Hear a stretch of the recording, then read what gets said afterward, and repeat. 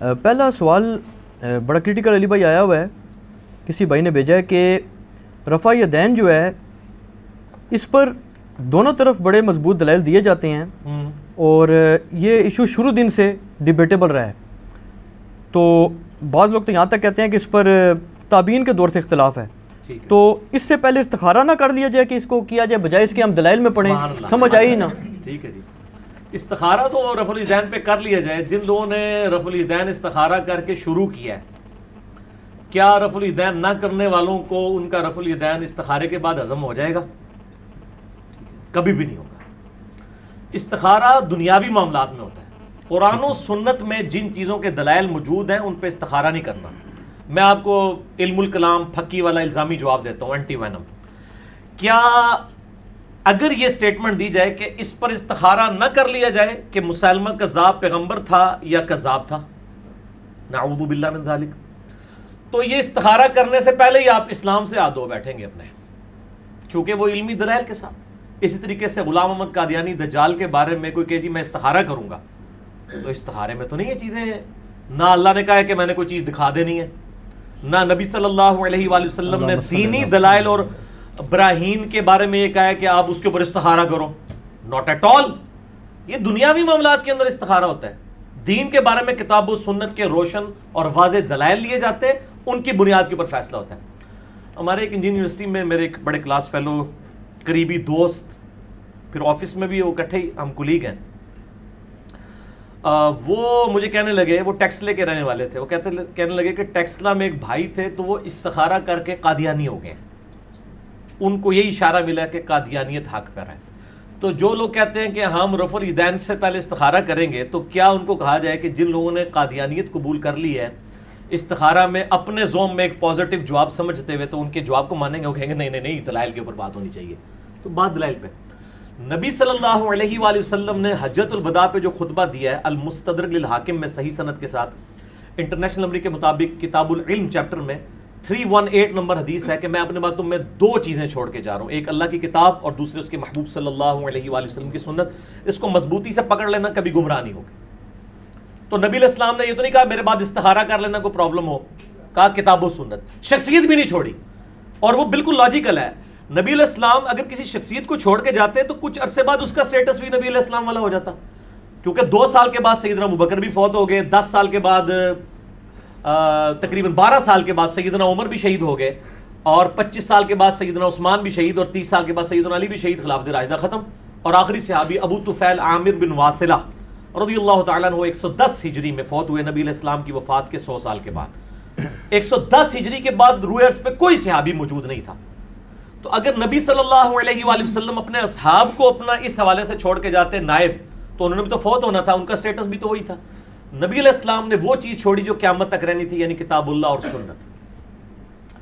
آپ نے کہیں نہیں فرمایا کہ آپ نے فلاں شخصیت کو پکڑنا ہے. غدیر خم پہ بھی فرمایا، قرآن اور اہل بیت، صحیح مسلم میں اوپر تلے 4 حدیثیں ہیں انٹرنیشنل نمبر کے مطابق 6225 سے 6228 تک.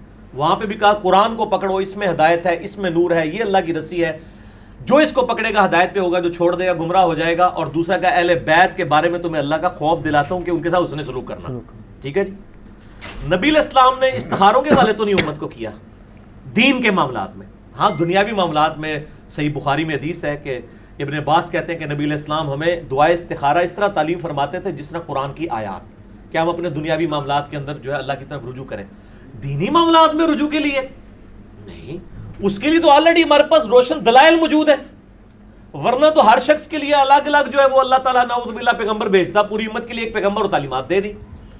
اب استخارے کے ذریعے تو لوگ شاہ جی قادیانی بھی ہوئے ہیں، تو کیا آپ ان کی قادیانیت کو صحیح مان لیں گے؟ آپ کہیں گے نہیں، دلائل کے اوپر بات کریں. رفع الیدین کے بارے میں ان کو کیوں اتنی چڑ ہے؟ رفع الیدین پہ میرا ڈیٹیل لیکچر ہے، مسئلہ نمبر 70B. رفع الیدین سے متعلق فرقہ وارانہ نظریات کا تحقیقی جائزہ. ان کے 8 جھوٹے بہانے جو ترتیب سے ہیں کہ جی وفات تک ثابت کریں، خلفائے راشدین سے ثابت کریں، وہ گھوڑوں کی دموں والی حدیث، وہ بت رکھ کے آتے تھے، یہ ساری چیزیں میں نے 8 پوائنٹس کی شکل میں انٹلیکچوئل ترتیب کے ساتھ ایک ایک پوائنٹ کا جواب دیا. آج اگر کوئی چھوڑ دے تو ہوتی ہے کہ نہیں ہوتی؟ ٹھیک ہے نا جی. نہ کرے تو کیا ہوگا؟ گناہ ہے. یہ ساری چیزیں میں نے جواب دی ہیں. اب رہا یہ والا مسئلہ استخارہ والا، تو ہم کہتے ہیں ٹھیک ہے، آپ کے استخارے کو تو کسی نے نہیں ماننا. ہم آپ کو جینون چیز اگر دکھا دیں حدیث کی کتابوں سے کہ نبی صلی اللہ علیہ وآلہ وسلم نے خواب میں آ کے رفع الیدین تعلیم فرمایا ہے, شاعری پھر تو مان جانا چاہیے نا. بالکل.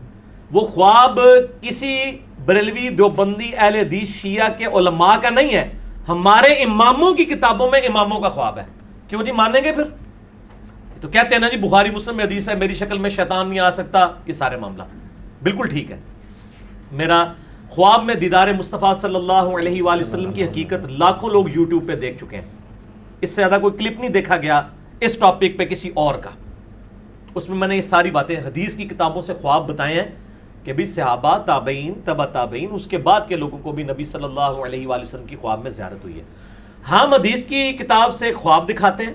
استخارہ سے بھی اگلی چیز, استخارے کا تو پتہ نہیں جواب آئے نہ آئے, کئی بار وہ کہتے ہیں لال رنگ نظر آئے گا, سبز رنگ, اس طرح کوئی چیز نہیں, وہ صرف ایک دل ٹھک جائے گا آپ کا. بخاری میں آپ کتاب الدعوات چیپٹر میں اور مشکات میں بھی نفلی نماز والے چیپٹر میں استخارہ کی دعا نکال لیں. اس میں سمپل یہ ہے کہ اللہ اگر یہ میرے لیے دنیا آخرت اور معیشت کے اعتبار سے بہتر چیز ہے تو میرے لیے اس کو کر دے اور مجھے اس پہ راضی کر دے, اور اگر بہتر نہیں اس کو مجھ سے دور کر دے, مجھے اس سے دور کر دے.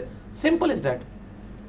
تو اگر ہم حدیث کی کتابوں سے کوئی خواب دکھا دے شاہ جی, جو نبی صلی اللہ علیہ وآلہ وسلم نے خود خواب میں آ کے رفع الیدین تعلیم کیا ہو, اور کسی ایسے بندے کو کیا ہو جو پہلے رفع الیدین نہیں کرتا تھا, پھر پیچھے گنجائش رہ جائے گی. تو خوابوں والی جتنی سرکاریں ہیں پھر ہم ان کو کہیں گے سرکار آ جاؤ میدان وچ. میرے بھائی حدیث کی اہل سنت کی چند بڑی کتابوں میں سے ایک کتاب ہے سنن دارقطنی. امام علی بن عمر, ابو الحسن علی بن عمر الدارقطنی, المتوفی 385 ہجری, 4 صدی ہجری کے اندر اہل سنت کے بڑے ائمہ میں سے ہیں. اور حدیث کی فیلڈ میں, اسماء و رجال کی فیلڈ میں جو ناقدین محدثین سمجھے جاتے ہیں نا, جنہوں نے بخاری اور مسلم کے اوپر بھی نقد کیا ہے اور پورا اس کے اوپر یعنی انالیسس کر کے انہوں نے ان کی احادیث کے اوپر حکم لگائے, ان میں سے ایک یہ بھی ہے. ہاں جی جناب شاہ جی, اگر وہ آپ کو خواب دکھا دیا جائے حدیث کی کتاب سے تو کسی استخارے کی ضرورت نہیں رہے گی. امام ابو الحسن علی بن عمر الدارقطنی المتوفی 385 ہجری نے کتاب لکھی ہے سنن دارقطنی. 4898 احادیث کا مجموعہ ہے, آلموسٹ 5000. اس میں انہوں نے باقاعدہ نماز کے چیپٹر میں ایک رفع الیدین والا چیپٹر باندھا ہے, جس میں انہوں نے باقاعدہ ایک خواب لکھا ہے نبی صلی اللہ علیہ وآلہ وسلم کے ریفرنس سے. عثمان بھائی ذرا دارقطنی پیچھے دیکھو پئی ہوئے گی, میں دکھائی دیں ایچ ڈی کیمرے میں, کل کو یہ نہ کہ یار اس نے ایویں خواب بیان کر دیا کہیں لکھا نہیں ہوا. ہمارے پاس سنن دارقطنی پڑی ہوئی ہے, بریلویوں کا ترجمہ شبیر بدرس کا نا. اس میں جو اس کا نمبر مجھے زبانی یاد ہے کیونکہ اکثر لوگ سوال پوچھتے رہتے ہیں, اس کا نمبر ہے شبیر بدرس میں ہے نمبر 1110, ٹھیک ہے جی. اور مکتبۃ الشاملہ میں ہے 1135 انٹرنیشنل نمبر کے مطابق. یہ سنن دارقطنی ہے جی شبیر بدرس کی, سب سے بڑا پاکستان میں بریلویوں کا ادارہ ہے جو کہ احادیث کی کتابیں چھاپ رہے ہیں. سنن دارقطنی, امام ابو الحسن علی بن عمر الدارقطنی, انہوں نے 1110 ہی تھی, مجھے آلموسٹ یاد ہے, انشاءاللہ نکل آئے گی نماز والے چیپٹر میں تو مل ہی جائے گی انشاءاللہ. 1110, ہاں جی لو جی. پہلے تو یہ والے آخری اس کی عربی کور کرنی ہے, پھر اوپر سے دوسرے پیج کی اردو, اس کی عربی آخری والے کی 1110 حدیث کا نمبر ہے. پہلے اس کو کور کریں آپ نیچے, اور پھر اوپر اردو ترجمے والا بھی پورشن اس کا کور کرنا ہے. میں اس کو ایک بار یوں سامنے رکھ دیتا ہوں آپ کے, یعنی آپ کے جو رائٹ والا پیج ہے اس کی آخری عربی, اور جو آپ کے لیفٹ پہ پیج ہے اس کے اوپر والے الفاظ. بلکہ فرحان بھائی اس کا بعد میں آپ امیج لیں نا اور اوریجنل امیج ڈالیں, کیونکہ یہ تو بڑے کام کی چیز ہے انشاءاللہ تعالی. استخارے کی آندہ رفع الیدین پہ کوئی بات ہی نہیں کرے گا, وہ کہیں گے یار رہنے دو, اے نہیں ایسی آتا نہیں. یہ میرے بھائیوں امام دارقطنی خود لکھ رہے ہیں, سند کی ضرورت ہی نہیں ہے. کہہ رہے ہیں, کہتے ہیں کہ میں نے اپنے استاد قاضی ابو جعفر بن اسحاق کو یہ کہتے ہوئے سنا کہ پہلے میرا بھی وہی موقف تھا جو اہل عراق یعنی نجدیوں، کوفیوں اور حنفیوں کا اہل الرائے کا موقف تھا کیا کہ میں رفع یدین نہیں کرتا تھا. لیکن پھر میں نے خواب میں نبی اکرم صلی اللہ علیہ وآلہ وسلم کو نماز ادا کرتے ہوئے دیکھا. آپ صلی اللہ علیہ وآلہ وسلم اگر امت کو خواب میں آ کے کوئی بات ارشاد فرما رہے ہیں تو وہی بات ارشاد فرمائیں گے جو فائنل ہے آپ کی. میں نے آپ صلی اللہ علیہ وآلہ وسلم کو نماز پڑھتے ہوئے دیکھا. آپ صلی اللہ علیہ وآلہ وسلم نے نماز کے آغاز میں تکبیر تحریمہ کہتے ہوئے رفع الیدین کیا, پھر رکوع میں جاتے ہوئے رفع الیدین کیا, پھر رکوع سے سر اٹھاتے ہوئے رفع الیدین کیا. وہ کہتے ہیں پہلے میرا موقف دوسرا تھا, اس خواب کے بعد میں نے بھی رفع الیدین شروع کر دیا. ان جڑے استخارہ نے چکر جو نا اللہ دے بندے ہو, استخارہ تو چھوٹی چیز ہے. حدیث کی کتاب سن دارقطنی سے میں نے آپ کو بتا دیا, سند کی ضرورت ہی نہیں ہے. امام دارقطنی اپنے استاد سے نقل کر رہا ہے, سند نبی علیہ السلام تک تو پہنچانے کی ضرورت نہیں, خواب دیکھا ہے نا.